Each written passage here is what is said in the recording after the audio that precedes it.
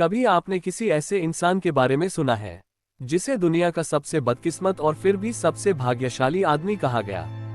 ये कहानी है फ्रेड सेलिक की, जिसकी जिंदगी मौत से लड़ाई की एक अनोखी दास्तान है।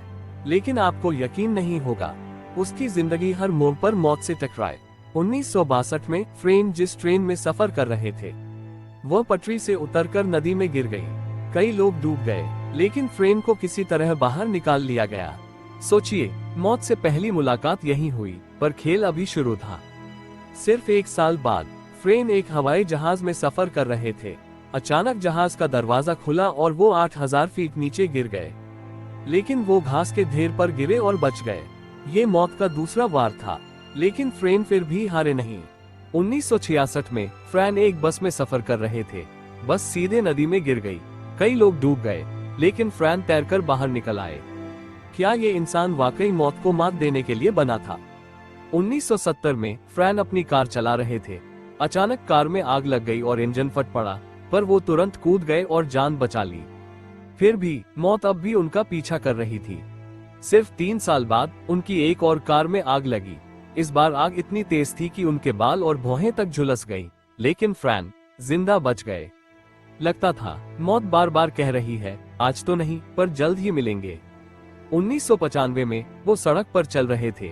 एक बस अचानक आकर उन्हें टक्कर मारती है।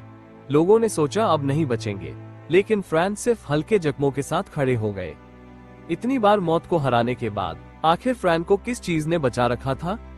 1996 में फ्रेड की कार एक पहाड़ी से 300 फीट नीचे जा गिरी, लेकिन वो कार से बाहर कूद गए और एक पेड़ की डाल पकड़कर लटक गए। नीचे कार फट गई और ऊपर खड़ा था मौत का सबसे बड़ा दुश्मन फ्रेड सेलिक। अब आप सोच रहे होंगे, इतनी बार मौत से बचने के बाद उनकी किस्मत ने क्या तोहफा दिया? 2003 में फ्रेड ने लॉटरी टिकट खरीदा और यकीन मानिए, उन्होंने $10 लाख की लॉटरी जीत ली। दुनिया ने उन्हें नाम दिया द लकीएस्ट अनलकी मैन। मौत के 7 वार और किस्मत का एक तोहफा।